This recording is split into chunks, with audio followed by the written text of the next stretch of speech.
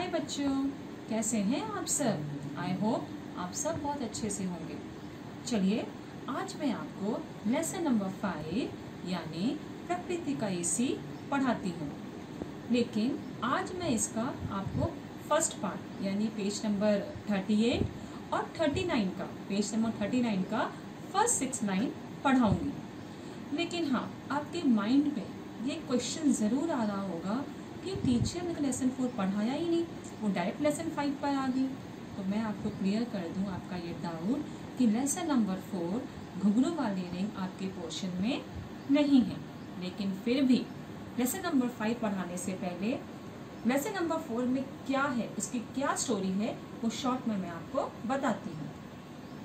ये जो कहानी है लेसन नंबर 4 में जो कहानी है वो सुहानी नाम की एक लड़की की है जो देख नहीं सकती, यानी वो ब्लाइंड है। उसका बर्थडे था और वो बहुत खुश थी अपने बर्थडे वाले दिन। वो और उसकी मम्मी मिलकर पूरे घर को डेकोरेट करते हैं क्योंकि शाम को उसके फ्रेंड्स पार्टी में आने वाले होते हैं।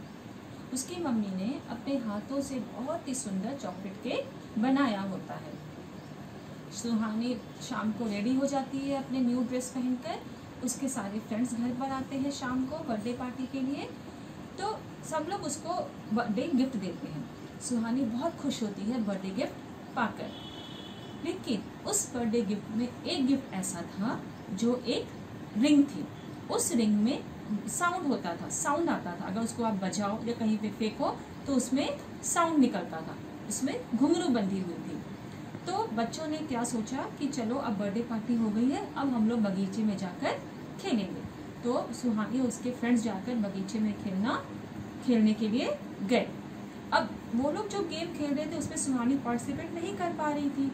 एंड में क्या हुआ, एक गेम उन्होंने खेला जो था रिंग को आवाज सुनकर पकड़ने वाला। तो सबने अपने अपने आंखों पे, जो डनर था उसने अपनी आंखों में पट्टी बांधी और जो बाकी बच्चे थे वो घुंघरू का साउंड करते थे और उस साउंड को सुनकर जिसकी आंख में पट्टी बंधी थी वो उस घुंघरू को पकड़ता था।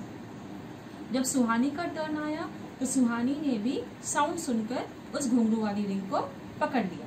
सुहानी बहुत खुश हो गई अपना गिफ्ट पाकर और ये जो घुंघरू वाली रिंग थी वो उसकी एक फेवरेट गिफ्ट बन गई क्योंकि अब उसकी अगर वो कहीं भी कोई भी साउंड अगर करे उस घुंघरू का साउंड से वो उस घुंघरू वाली रिंग को आसानी से पकड़ सकती थी।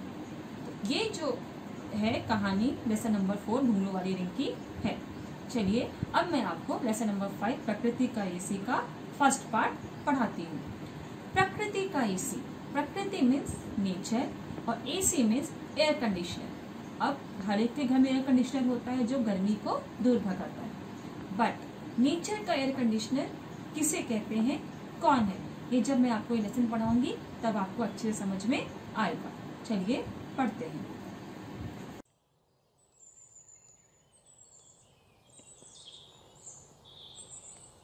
शहर और गांव के जीवन में बहुत अंतर है।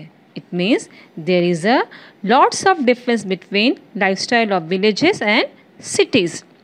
शहर में बनावटी चीज़ों का उपयोग अधिक होता है जबकि गांव में प्राकृतिक चीज़ों का उपयोग ज़्यादा होता है। It means in cities we use a large amount of artificial things but we use naturally obtained products in villages। यही कारण है गांव का जीवन सरल और स्वस्थ होता है। That is the reason why lifestyle of village is very simple and healthy। ये जो लेसन है बच्चों, इसमें आपको बहुत सारी इन्फॉर्मेशन मिलेगी। आप समझ पाएंगे, आप ये जान पाएंगे कि जो सिटीज़ में रहते हैं, हम लोग जो सिटीज़ में रहते हैं, बड़े बड़े सिटीज़ में जो रहते हैं, वो आर्टिफिशियल चीज़ों का यूज़ करके, हम लोग कभी भी नेचुरल चीज़ों का उपयोग नहीं करते बिकॉज नेचुरल चीज़ कुछ है ही नहीं सिटीज़ में, सब कुछ आर्टिफिशियल है।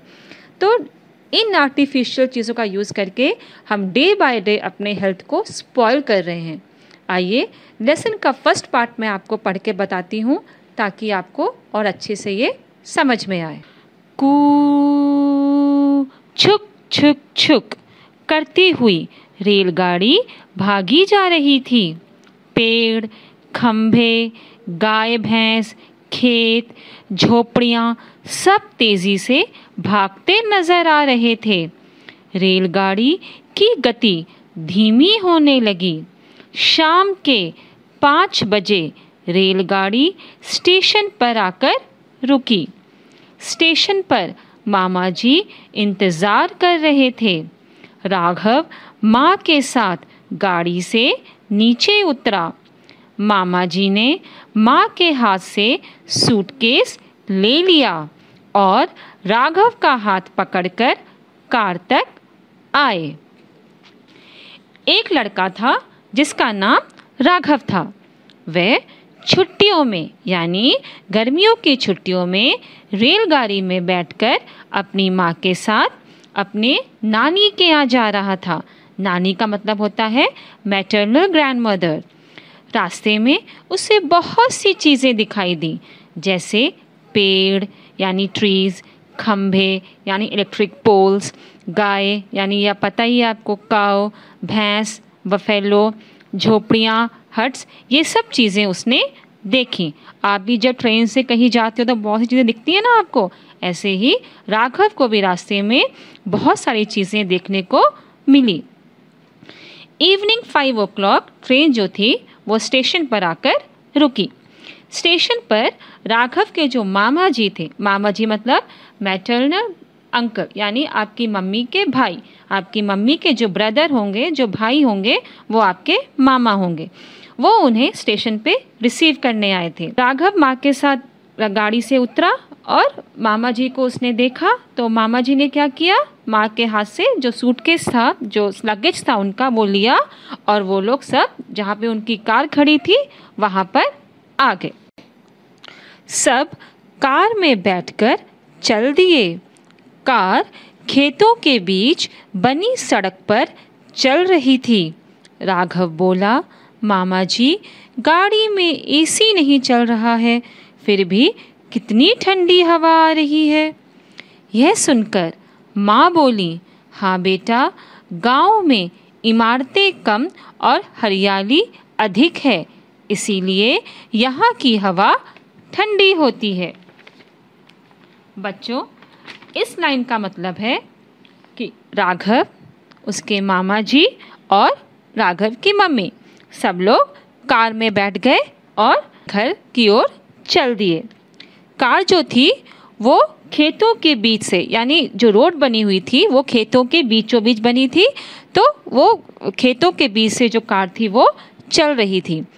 तभी राघव बोला, मामा जी, आपने तो कार में एसी भी नहीं ऑन किया है, फिर भी कितनी ठंडी हवा आ रही है, इसका क्या रीज़न है। जब माँ ने ये सुना तो माँ बोली, हाँ बेटा, इसलिए आपको ठंडी हवा लग रही है जबकि एसी भी नहीं ऑन है, क्योंकि गांव में इमारतें कम हैं। इमारतें मतलब बिल्डिंग। गांव में बिल्डिंग कम है और हरियाली ज़्यादा है, ग्रीनरी ज़्यादा है, पेड़ पौधे अधिक है, इसलिए यहाँ की हवा ठंडी होती है। नानी घर के बाहर खड़ी इंतज़ार कर रही थी। राघव दौड़कर नानी से लिपट गया। सब घर के अंदर आ गए। नानी का घर बड़ा और हवादार था। घर के सामने सुंदर बगीचा था। पीछे पीपल, नीम और आम के वृक्ष थे। तो सब लोग जो थे, राघव, उसके मामा जी और मामा जी, राघव और उसकी मम्मी, सब लोग घर पहुंच गए।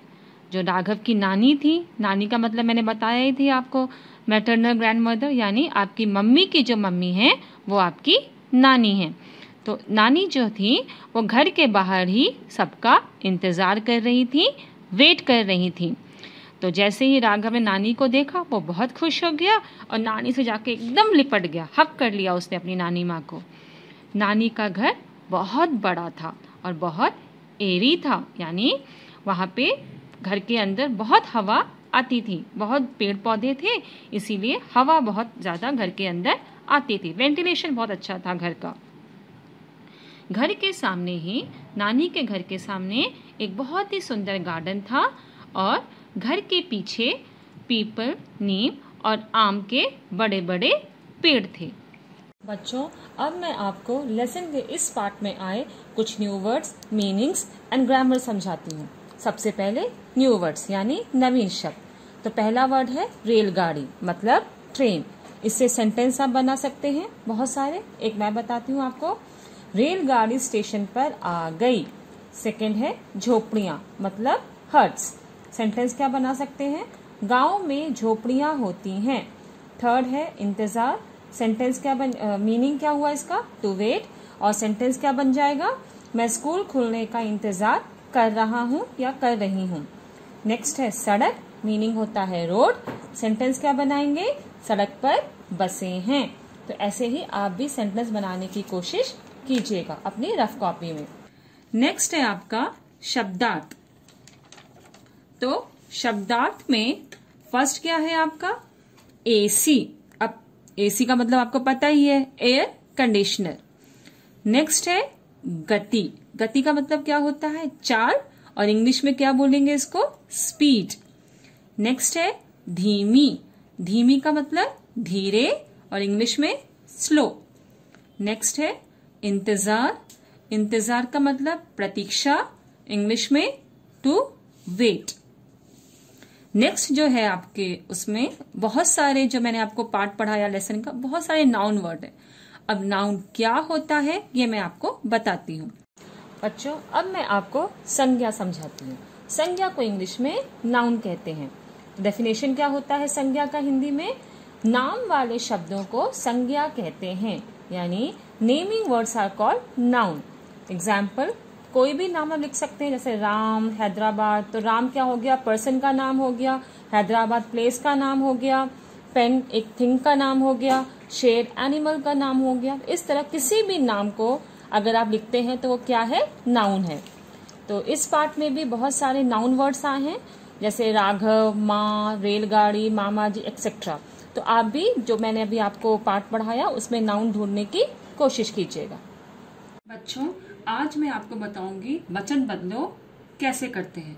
जो मैं आपको रूल्स बताऊंगी उसको आप ध्यान से सुनिए और एकदम से माइंड में सेट कर लीजिए। अगर आपने ये रूल्स को याद कर लिया तो कभी भी सिंगुलर प्लूरल में आपको गलती नहीं होगी। वचन बदलो मतलब होता है सिंगुलर प्लूरल, राइट? इसको इंग्लिश में सिंगुलर प्लूरल बोलते हैं, यानी वन एंड मेनी। हिंदी में कुछ रूल है, जैसे एग्जाम्पल मैं अभी आपको बता रही हूं। This is example. मैंने आपको दिया पौधा, तो इसमें लास्ट में कौन सी मात्रा है? ये दिस इज आ की मात्रा, राइट? तो वचन बदलो में क्या होता है? जब किसी वर्ड के लास्ट में आ की मात्रा है तो वो ए की मात्रा में चेंज हो जाती है। आ की मात्रा विल बी चेंज इनटू ए की मात्रा। ये आ की मात्रा था, किस में चेंज हो गया? ए की मात्रा में। नाउ एक और रूल है, जैसे सेकंड में मैंने आपको दिया कली। इसमें ये कौन सी मात्रा लगी है? ल पे बड़ी ई की मात्रा है। तो ये बड़ी ई की मात्रा जब वचन बदलो में किसी भी शब्द के वर्ड में लगी होती है तो वो छोटी ई की मात्रा में चेंज होती है। ये जो बड़ी ई की मात्रा है ये छोटी ई की मात्रा में चेंज हो जाएगी और यां लग जाएगा उसके बाद।